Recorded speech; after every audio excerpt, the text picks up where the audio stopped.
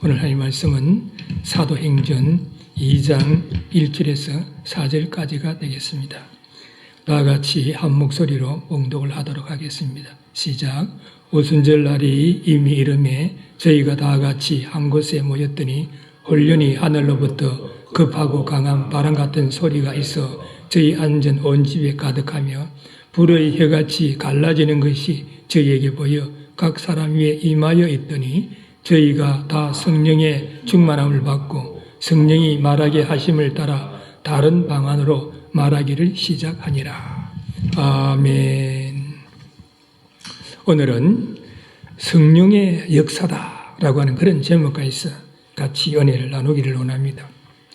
오순절 성령 강림 사건은 예수 그리스도께서 부활 승천하신 후에 약 한 10일쯤 뒤에 50일째 되는 날에 마가의 다락방에 120원들이 모였는데 그때에 성령이 말이죠.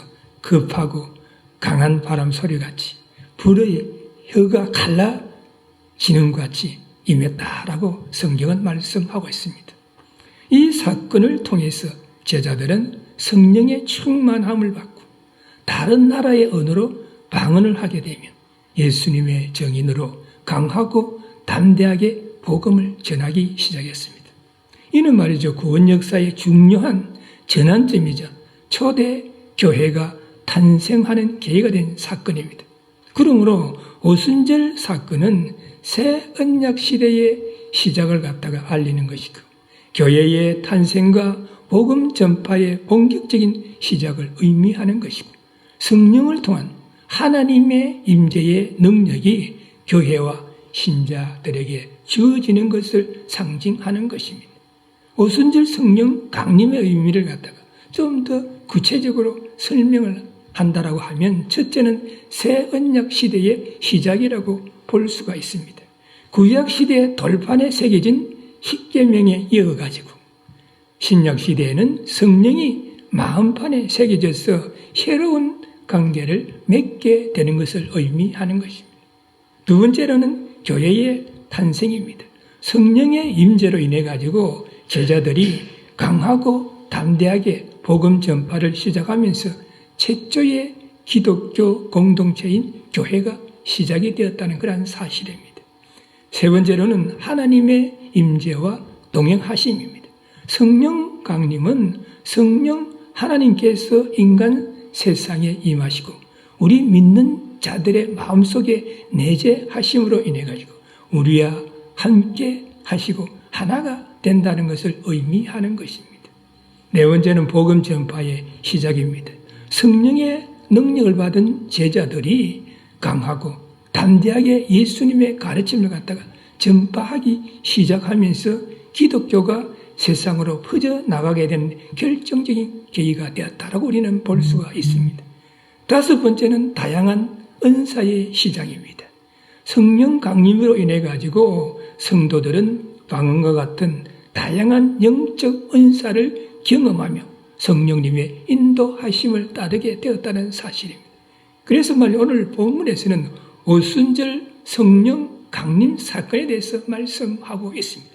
특별히 오늘 본문의 첫 번째 파트인 1절에서 3절에 보면 성령 강림의 현상에 대해서 말씀을 하고 있어요. 성령님께서 임하실 때 어떤 현상으로 임했는가에 대해서 말씀하고 있습니다. 이 사건은 초대 교회의 태동에 가장 직접적인 그런 영향을 미쳤다라고 우리는 볼 수가 있습니다. 따라서 본장은 이전에 사복음서 이후에 서신서를 연결시켜주는 고리의 역할을 하고 있다라고 우리는 볼 수가 있습니다. 이제부터 하나님의 구속 경륜이 지상의 교회를 통해서 전개될 것임을 우리들에게 보여주고 있습니다. 그러면 성령 강림의 시간적인 배경이 어떻게 되는가? 1절에 보니까 오순절 날이 이미 이름에 저희가 다 같이 한 곳에 모였더니라고 말씀하고 있습니다. 성령 강림의 시간적인 배경은 오순절이라고 이렇게 말씀하고 있습니다. 유대인들의 3대 절기 중에 하나인 것입니다. 유대인들의 3대 절기는 장막절, 유월절, 오순절입니다. 오순절을 우리는 다르게 표현하면 77절이라고 하기도 하고 또 맥주절이라고 표현하기도 합니다. 오순절이라고 하는 것은 예수 그리스도께서 부활하신 후 50일째 되는 날에 성령이 강림한 것을 기념하는 기독교 축제를 말하는 것입니다. 원래는 말이죠, 유대인들의 추수 감사절인 77절을 의미하기도 하는 것입니다. 또한 밀을 수확하는 절기라고 해가지고 맥주절이다라고 이렇게 표현하기도 합니다.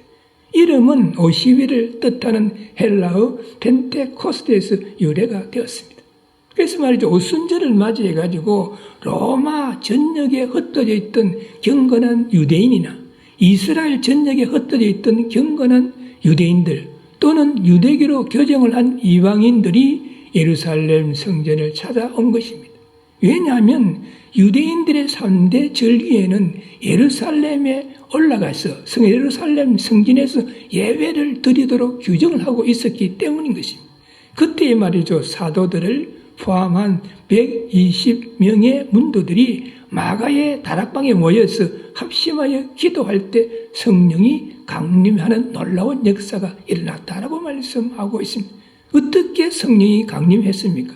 2절에 보니까 급하고 강한 바람 소리같이 성령이 임했다라고 말씀하고 있습니다. 헐련히 하늘로부터 급하고 강한 바람 같은 소리가 있어 저희 앉은 온 집에 가득함이라고 말씀하고 있습니다. 예수님께서는 공생의 말기에 제자들에게 성령을 보내겠다라고 요한복음 14장 16절에서 말씀을 하셨습니다. 성천하시기 전에는 예루살렘을 떠나지 말고 내가 들은 바 아버지의 약속하신 것을 기다리라라고 사도행전 1장 4절에서 말씀을 하셨습니다. 그러나 언제 어떻게 보내시겠다라고 구체적인 약속의 말씀을 하시지는 않았습니다. 그런데 오순절날 헐련히 하늘로부터 임했다라고 말씀하고 있습니다. 비록 말이죠, 사도들이 예수님께서 말씀하신 보혜사 성령의 강림을 학수고대하면서 모였다 할지라도 오순절 절기에 성령이 임할 것이라고 그들은 생각지를 못했던 것입니다. 이처럼 하나님의 역사는 우리가 전혀 예기치 못했을 때 일어난다는 사실을 우리는 알아야 하는 것입니다. 예수님께서 마태복음 24장 42절에서 44절에 보면 그러므로 깨어있으라 어느 날에 너희 주가 임할는지 너희가 알지 못함이니라. 너희도 아는만이 만일 집주인이 도적이 어느 경점에 올 줄 알았다면 깨어있어 그 집을 뚫지 못하게 하였으리라. 이러므로 너희도 예비하고 있어서 생각지 않을 때에 인자가 오리라. 예수님께서 말이죠, 언제 오실지 언제 강림하실지 모르기 때문에 항상 너희들이 깨어 있으라라고 말씀하셨습니다. 그러므로 우리는 항상 하나님의 약속의 말씀을 믿고 깨어 있는 그런 자들이 되어야 할 것입니다. 그러면 성령 강림의 현상은 어떠했는가? 급하고 강한 바람으로 임했다라고 말씀하고 있습니다. 본절에서는 말이죠, 성령 하나님이 온 집에 충만하게 임하게 된 사실을 급하고 강한 바람의 현상으로 나타나고 있습니다. 또한 이 바람은 성령을 나타내는 여러 상징 중에 하나이지만 본질에서는 그 속성을 우리들에게 보여준다라고 보고 있습니다. 바람은 말이죠, 우리가 부는 것을 인식할 수가 있습니다. 그리고 우리는 소리를 들을 수 있습니다. 그러나 바람이 어디서 오는 것은 알 수 없습니다. 그냥 동쪽에서 바람이 부는 것 같다, 서쪽에서 바람이 부는 것 같다 정도로 알 수는 있지만 바람의 그 출처는 우리가 알 수가 없습니다. 그래서 요한복음 3장 8절에 보니까 바람이 임의로 불매 내가 그 소리를 들어도 어디서 오며 어디로 가는지 알지 못하나이라고 말씀하고 있습니다. 바람이 눈에 보이지 아니하는 신비한 것처럼 우리가 예수 그리스도를 믿을 때에 예수님께서 우리의 마음에, 성령님께서 우리의 마음에 내재하는 것을 우리는 알 수가 없습니다. 어떻게 임하는지 우리는 파악하기가 힘든 것입니다. 그래서 말해서 히브리어와 헬라어에서 성령과 바람은 같은 말로서 사용이 되고 있습니다. 히브리어에서 성령과 바람은 똑같은 르아호라고 하는 그런 말을 사용하고 있고, 그리고 헬라어에서는 성령과 바람을 같은 단어인 푸뉴마라고 이렇게 사용을 하고 있습니다. 그런데 바람은 어떠한 의미를 가지고 있는가? 첫째는 바람은 생명의 숨기를 의미한다고 우리는 볼 수가 있습니다. 창세기 2장 7절에 보니까 여호와 하나님이 흙으로 사람을 지으시고 생기를 그 코에 불어 넣으시니 사람이 생명이 된지라 라고 말씀하고 있습니다. 여기서 말해서 생기와 바람은 같은 뜻을 가지고 있다는 것을 우리는 알 수가 있습니다. 춘사물에 말이죠. 바람이 불어올 때 어떻게 됩니까? 만물이 소생하게 되는 것 같이 성령의 바람이 불어오면 영적으로 죽어 있던 자들이 예수 그리스도를 통해서 다시 영적으로 살아날 수가 있는 것이죠. 낙심하고 좌절한 자들이 소망을 가질 수 있는 것입니다. 절망한 자들이 독수리가 날개처럼 같이 새로운 힘을 얻게 되는 것이고 병든 자들이 치유함을 받는 놀라운 역사가 일어나게 되는 것입니다. 그래서 바람은 생명의 상징이요 생명의 원천이다라고 우리는 볼 수가 있습니다. 훈훈한 바람이 불어오면 어떻겠습니까? 생명체로 살아나는 것입니다. 그런데 차가운 찬바람이 불면 생명체는 죽고 마는 것입니다. 성령의 바람이 지나간 오순절의 예루살렘에는 생명의 운동이 일어났습니다. 베드로의 설교에는 생명력이 있어가지고 많은 믿지 않는 자들이 주님 앞에 돌아오는 역사가 일어났습니다.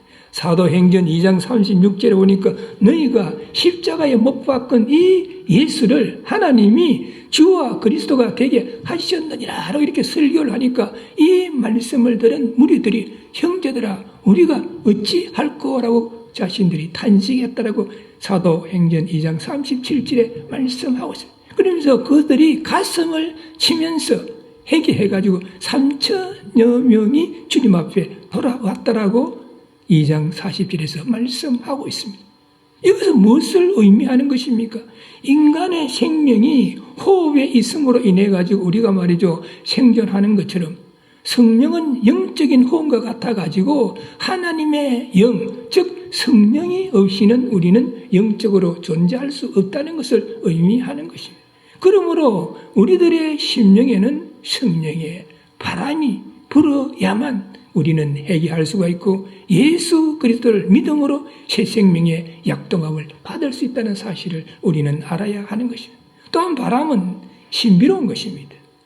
봄바람이 말이죠 불어오면 사람들이 말이죠 참 마음이 훈훈해지고 또 청춘 남녀의 또 마음이 설레게 되는 것입니다. 여름에 바람이 불어오면 똑같은 바람이라도 시원함을 느끼게 되는 것이죠. 가을에 바람이 불어오면 낙엽이 지면서 외로움과 고독감을 느끼게 되는 것입니다. 겨울에 찬바람이 불어오면 삭막하고 쌀쌀함을 느끼게 되는 것입니다. 이처럼 바람은 그 출처와 그 거처를 모르지만 신비함을 가지고 있는 것입니다. 어떤 말이죠? 신학자가 바람과 영에 대해 가지고 오랫동안 말이죠 연구를 했지만 별로 좋은 성과를 갖다가 거두지 못했다는 것입니다. 바람과 영의 비밀은 하나님께서 어쩌면 감추어 두었다라고 우리는 볼 수가 있습니다. 그러나 바람이 보이지 아니하지만 존재하는 것과 같이 성령님을 우리는 눈으로 볼 수는 없지만 우리의 마음속에 내재하신다는 사실을 우리는 알아야 하는 것입니다. 또한 바람이 대기권 안에 어디에나 있는 것처럼 성령님도 어디에나 안 계시는 데가 없다. 어디에나 편재하신다는 사실을 우리는 알아야 할 것입니다. 우리 인간이 말이죠 공기 바람을 마셔야만 육신이 살 수 있는 것처럼 생명을 유지할 수 있는 것처럼 믿는 자들은 성령 침례의 신비함을 통해서 영적으로 우리는 거듭날 수가 있습니다. 즉 예수 그리스도를 자신의 구주로 영접할 때에 성령님께서 우리들의 마음 가운데 내재하시게 되고 내재하시는 성령님의 역사하심으로 우리는 주님의 몸된 교회의 영적인 유기체가 되는데 이것을 성령 침례라고 하는 것입니다. 그러므로 우리는 성령의 신비함을 체험하고 구원의 확신과 생명이 넘치는 믿음의 소유자가 되도록 우리는 노력해야 할 것입니다. 또한 바람은 동력이 있습니다. 불과 항력이 적이다라고 우리는 볼 수가 있습니다. 바람이 말이죠, 뭐 살살살 불 때는 밍밍한 것처럼 느껴지지만 이것이 폭풍으로 변할 때, 돌풍으로 변할 때 무슨 파괴력이 있어가지고 우리는 막을 수가 없는 것처럼 오순절날 급하고 강한 바람이 나타난 성령의 역사는 유대인들의 말이죠, 어떤 뭐 교권으로도 로마의 검으로도 군사력으로도 막지를 못했다는 사실을 우리는 알아야 할 것입니다. 지금 이 시대가 어떻게 변해가고 있습니까? 불법이 성행하고 비신앙적인 방종과 윤리적으로 타락한 일이 일어나고 있지 않습니까? 세계적인 불기로 인해 가지고 말이죠, 먹고 살아가는 문제가 어렵다 보니까 크고 작은 사건, 사고들이 일어나고 불법이 성행하고 있는 그런 안타까운 현실 속에 있습니다. 술, 마약에 찌들어가는 자들이 많이 있습니다. 선진국에만 술, 마약에 찌든 자들이 늘어가는 것이 아니라 지금은 아프리카에도 술과 마약에 찌든 자들이 늘어가고 있다는 안타까운 현실 속에 우리는 살아가고 있습니다. 성적으로 타락한 자들이 많이 있습니다. 동성애자들이 늘어가고 있는 안타까운 현실 속에 있습니다. 동성애를 합법화하는 그런 사람들이 늘어가고 있다는 안타까운 현실 속에 우리는 있습니다. 이렇게 우리는 어둡고 혼탁한 세상, 제약된 세상에서 성령의 뜨거운 그런 바람으로 인해 가지고 성령의 뜨거운 바람이 불 때 성령의 신비함을 통해서 우리는 새 생명을 얻게 되는 것이고 성령의 폭풍이 나에게 몰아칠 때 우리는 강하고 담대한 믿음의 소유자로 변화가 된다는 사실을 우리는 알아야 할 것입니다. 이 썩어져가는 세상, 타락한 시대에 예수 그리스도의 바람, 성령의 바람, 복음의 바람, 회개의 바람, 부흥의 바람이 세차게 불 때 우리는 개인적으로 그리고 교회적으로 세상적으로 놀라운 변화의 역사가 일어날 것입니다. 또 두 번째 바뀐 3절에 보면 불의 혀같이 성령이 임했다라고 말씀하고 있습니다. 여기 보니까 불의 혀같이 갈라지는 것이 저에게 보여 각 사람 위에 임하여 있더니 첫째는 말이죠. 급하고 바람이 같은 소리로 임했다라고 했는데 이번에는 불의 혀같이 갈라지는 것과 같이 임했다라고 말씀하고 있습니다. 불이라고 하는 것은 성경에서는 하나님의 임재를 나타낼 때가 있습니다. 출애굽기 3장 1절에서 5절에 보면 하나님께서 모세에게 나타날 때에 호렙산 가시나무 불꽃 가운데서 말씀을 하셨다는 것을 우리는 볼 수가 있습니다. 미디안 강야에서 말이죠. 모세가 양을 치다가 서쪽 호렙산으로 가는데 뜰기나무에 불이 붙었어요. 불이 붙어서 이상하다 하셔서 가보니까 그 뜰기나무 불꽃 가운데서 하나님께서 말씀을 하시는 거예요. 가까이 하지 말라. 너가 선 곳은 거룩한 땅이니 내 발에서 신을 벗으라 라고 말씀을 하셨습니다. 또한 이스라엘 백성들이 말이죠. 출애굽해가지고 가나안을 향해서 갈 때 낮에는 구름 기둥으로 밤에는 불 기둥으로 이스라엘 민족들을 인도했다라고 말씀하고 있습니다. 이는 여호와 하나님께서 이스라엘 중에 함께 계심을 의미하는 것입니다.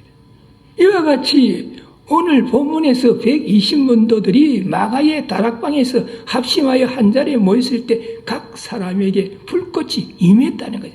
즉 성령 하나님이 강령하셨음을 불꽃으로 증거하셨는데 그 불꽃의 형태가 기둥도 아니고 둥근 것도 아니고 긴 불꽃도 아닌 사람의 혀가 갈라지는 것과 같이 임했다라고 말씀하고 있습니다. 그러면 불은 무엇을 의미합니까? 불은 빛을 의미하는 것이죠. 성령은 진리의 빛으로 세상에 임했다라고 우리는 볼 수가 있습니다. 이 진리의 빛으로 인해 가지고 죄와 허물로 죽은 우리 인생들이 주님 앞에 돌아올 수가 있는 것입니다. 예수님께서는 우리 인생들을 구원하시기 위하여 참빛으로 이 땅에 오셨다라고 요한복음 1장에서 말씀하고 있습니다. 예를 들어서 말이죠. 망망대해를 항해하는 선박에게 등대불을 비추어 가지고 안전하게 항해를 할 수 있도록 항로를 인도하는 것과 같다라고 우리는 볼 수가 있습니다. 빛은 말이죠. 아주 작은 빛입니다. 그렇지만 이 작은 빛도 등화 간접 훈련을 할 때는 밝게 나타난다는 것을 우리는 알아야 할 것입니다. 한국에서 말이죠. 옛날 등하간제 훈련을 딱 하면은 사이렌이 싹 울리면서 불을 다 끄지 않습니까? 마을 전체가, 도시 전체가 말이죠. 깜깜해졌는데 누군가가 말이죠. TV를 갖다가 딱 켰다고 가정해봐요. 그러면 이 불빛은 밖으로 새어나와가지고 어둠을 밝히게 되는 것입니다. 칠흑같이 어두운 밤에 조그만 손전등 하나가 우리의 걸어가는 길을 갖다가 밝혀줄 때가 있는 것입니다. 우리의 주변을 한번 살펴보시기 바랍니다. 어두운 가운데 갈 길을 알지 못하고 방황하는 영혼들이 얼마나 많이 있습니까? 우리는 성령의 진리의 빛을 비칠 수 있는 믿음의 소유자가 되도록 우리는 노력해야 할 것입니다. 요한복음 8장 12절에 보니까 나는 세상의 빛이니 나를 따르는 자는 어둠에 다니지 아니하고 생명의 빛을 이들이라. 예수님께서 말해 이 땅에 오셔서 나는 세상의 빛이다라고 말씀하셨습니다. 나를 따르는 자는 어둠에 다니지 아니하고 생명의 빛을 얻게 된다라고 말씀하셨습니다. 데살로니가전서 5장 5절에 보면 너희는 다 빛과 빛의 아들이요 낮의 아들이라. 우리가 밤이나 어두움에 속하지 아니 하나니라고 말씀하고 있습니다. 그러므로 하나님의 자녀가 또 세상의 자녀와 다른 점이 뭐냐라고 하면 하나님의 자녀는 빛 가운데 거한다는 거예요. 세상의 자녀들은 어두움 가운데 거한다는 것입니다. 빛은 어둠을 밝히고 마음을 밝히고 생각을 밝히고 죄를 밝힙니다. 그래서 우리 믿는 자들이 이 어둡고 혼탁한 세상에서 빛의 자녀로서 세상을 밝히는 등불의 역할을 감당하도록 우리는 노력해야 할 것입니다. 다음 빛은 두 번째로 말이죠. 열을 갖다가 의미하는 것입니다. 열기는 뜨거움과 열정을 의미한다고 우리는 볼 수가 있습니다. 성령의 불을 체험한 사람은 주님의 몸된 교회를 위해서 헌신하고 봉사할 때 뜨겁게 열정을 가지고 봉사한다고 볼 수가 있습니다. 전도나 선교를 할 때도 뜨겁게 열정을 가지고 전도하고 선교하게 되는 것입니다. 또한 성령의 불은 새로운 정열을 의미하는 것입니다. 우리가 말이죠. 열정이 없이는 아무것도 할 수가 있습니다. 하나님도 이웃도 참되게 섬기는 진정한 사랑을 우리는 열정이 없이는 할 수는 없을 것입니다. 성경에 나오는 선지자들, 사도들은 하나님의 영광을 위해서 예수 그리스도의 복음 전파를 위해서 그들은 열정을 가지고 맡겨진 사명을 감당한 것을 우리는 성경을 통해서 알 수가 있습니다. 감리교의 말이죠. 창시자인 요한 웨슬러.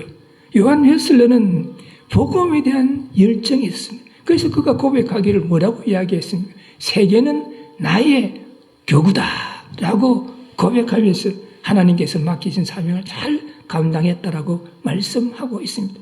영국의 힙필드 목사님은 기도할 때에 주여 나로 하여금 하나님의 뜨거운 불길이 되게 해 주십시오라고 그는 매일 기도했다라고 말씀하고 있습니다. 이처럼 우리에게도 뜨거운 열정이 필요합니다. 뜨거운 열정의 기도가 있어야 하는 것입니다. 불붙는 기도가 필요합니다. 뜨겁고 불붙는 열정의 기도는 하나님의 마음에 감동을 주길 수 있는 것이고 하나님 앞에 드리는 기도의 응답을 우리는 받을 수가 있는 것입니다. 또한 우리에게 뜨겁고 열정적인 찬양이 있어야 하는 것입니다. 사도행전 16장에 보면 바울과 실라가 말이죠. 빌립보 감옥에 갇혀 가지고 밤에 하나님께 기도하고 뜨겁게 찬양했다니. 그때 하나님을 기쁘게 해 줄 수가 있고 제수들의 귀를 기울이게 할 수가 있었고 그 결과 온문이 열려지는 역사가 일어났다라고 말씀하고 있습니다. 그러므로 우리에게 열심과 충성심의 열정적인 헌신이 있어야 하는 것입니다. 사도 바울처럼 예수 그리스도의 복음을 전하기 위해서 주님의 몸된 교회를 위해서 열심으로 충성심으로 뜨겁게 열정적으로 헌신하는 그러한 믿음을 우리는 본받으려고 노력해야 할 것입니다. 우리의 뜨겁고 불붙는 기도, 뜨겁고 열정적인 찬양, 열심과 그리고 또한 열정적인 헌신, 뜨겁고 열정적인 기도가 자신을 변화시키고 교회를 우리를 변화시키고 세상을 변화시키는 역사가 일어날 줄로 믿습니다. 또한 불은 말이죠, 힘이 있는 것입니다. 사도행전 1장 8절에 보면 오직 성령이 너희에게 임하시면 너희가 권능을 받고라고 말씀하고 있습니다. 이처럼 성령의 불은 권능이 있어가지고 변화를 시킨다. 성경에서 우리가 한번 찾아본다면 야곱이 변해가지고 이스라엘이 되는 것처럼, 시몬이 변해가지고 베드로가 되는 것처럼, 사울이 변해가지고 바울이 되는 그런 역사가 일어나게 되는 것입니다. 이들은 다 성령의 불로 변화되고 권능을 받아가지고 하나님의 영광과 예수 그리스도의 복음 전파를 위해서 열심으로, 충성심으로, 열정적으로 사명의 길을 달렸다라고 우리는 볼 수가 있습니다. 또한 성령의 불은 모든 것을 소멸하는 그런 힘이 있습니다. 이 성령의 불은 죄와 허물을 갖다가 소멸하는 것이고, 어둡고 혼탁한 것을 소멸하는 것이고, 불결한 모든 것을 소멸하는 힘이 있습니다. 그리고 불은 그 화력으로 동력을 내는 것입니다. 불이 말이죠, 전기기관차가 가는 것이 뭡니까? 우리가 석탄을 떼가지고 그 석탄의 힘으로, 전기의 힘으로 열차가 달린, 요즘엔 그런 열차가 없지만 옛날에는 다 석탄을 떼가지고 그 전기의 힘으로 열차가 달린, 화력발전소도 화력의 힘으로 전기를 만들어내는 거지. 성령은 이런 힘을 가지고 있다는 것입니다. 그러므로 우리는 성령을 통해서 새로운 힘과 능력과 강하고 담대함을 부여받을 수 있다는 사실은 우리는 알아야 할 것입니다. 그래서 먼저 성령의 불로 변화된 자들은 생각과 마음과 행동이 변화되어 가지고 성령이 주신 권능으로 어떤 환경과 여건 속에서도 강하고 담대함을 가지고 열심히 삶을 살아갈 것이고, 하나님을 위해서 예수 그리스도의 복음 전파를 위해서 충성하는 믿음의 소유자가 될 것입니다.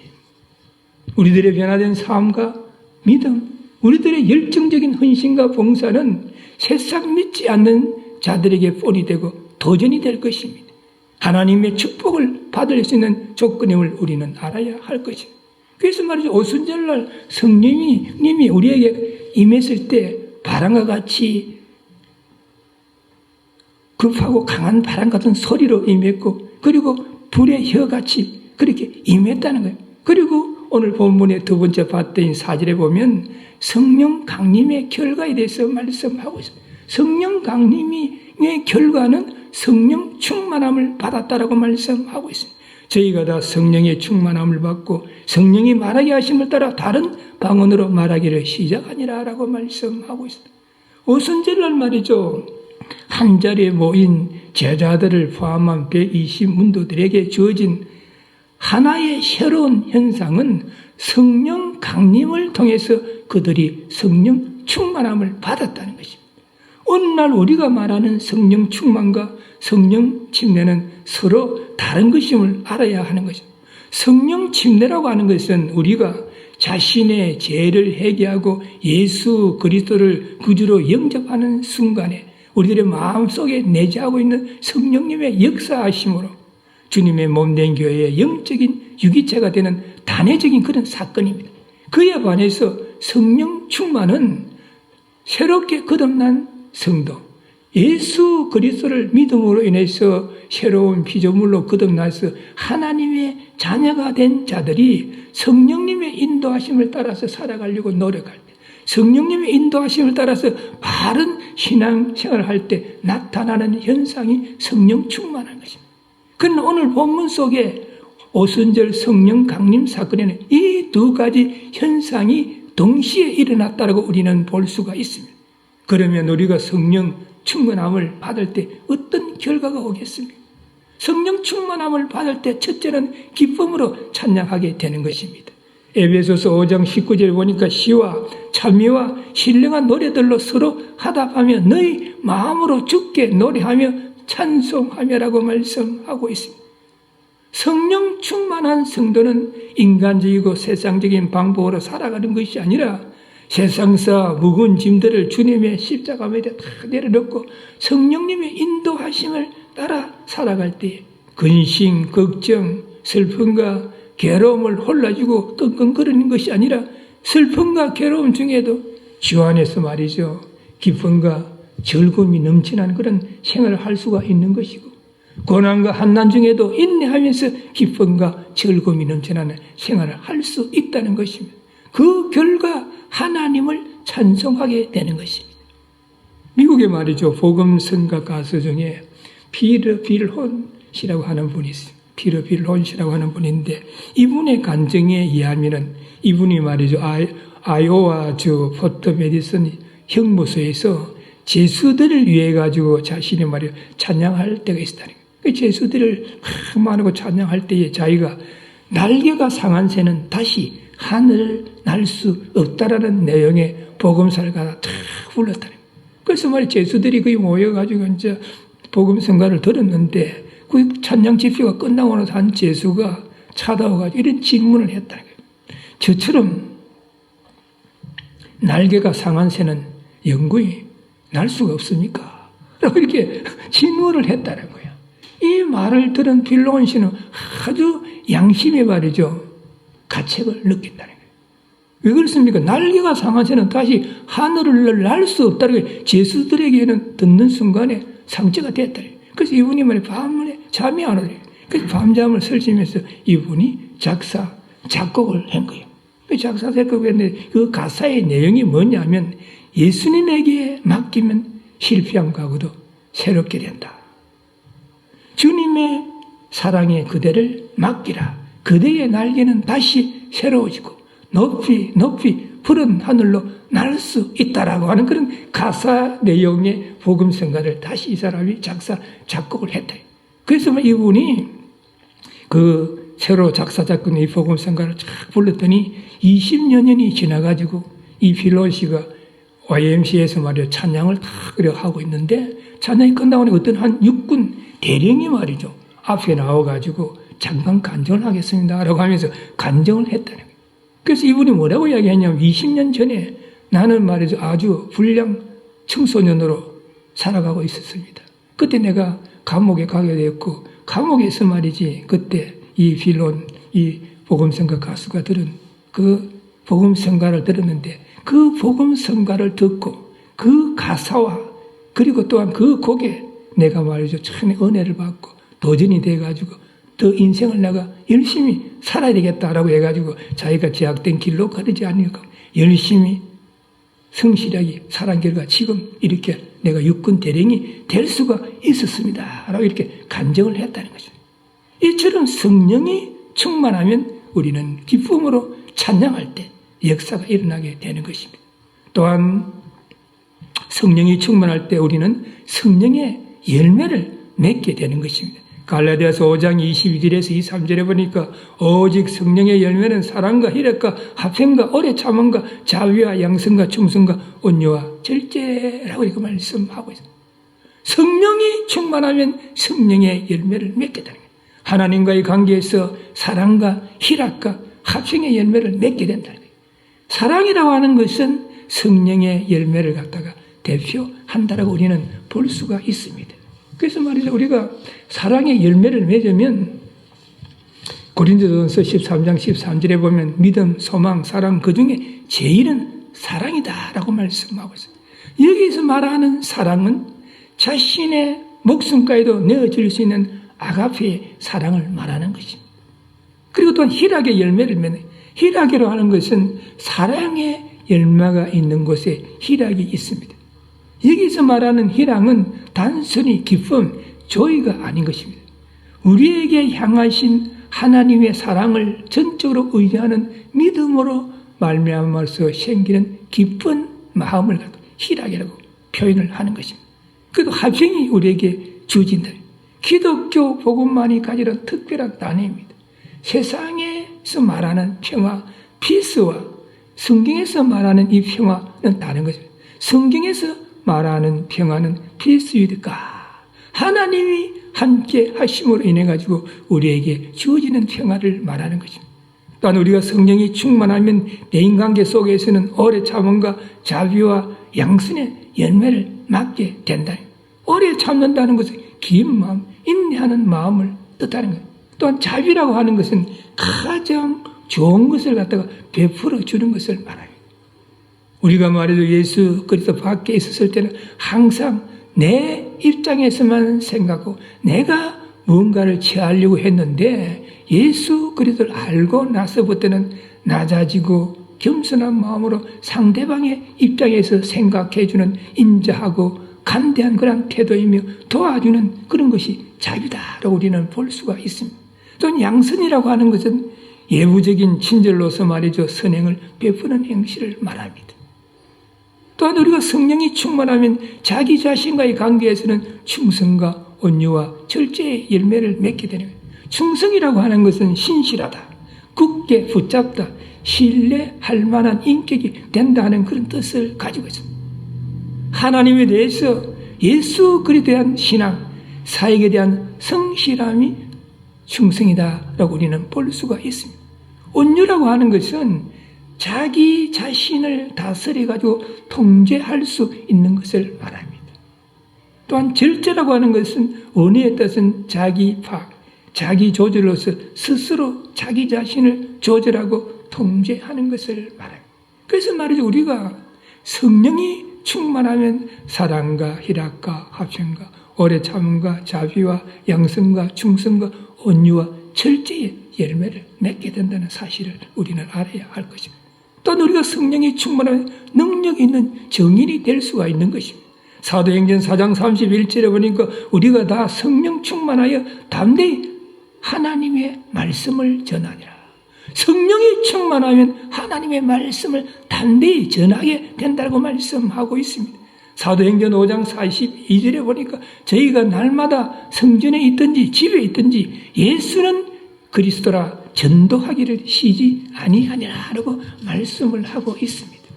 성령 충만하기 전에는 말이죠. 매사가 말이죠. 소극적인 그러한 사람이 성령이 충만하고 나니까 매사가 말이죠. 적극적이 되고 강하고 담대해져 가지고 하나님의 말씀을 전하고 날마다 언제 어디서 누구에게나 예수는 그리스도라고 증거하는 능력 있는 정인이 됐다라고 말씀하고 있습니다.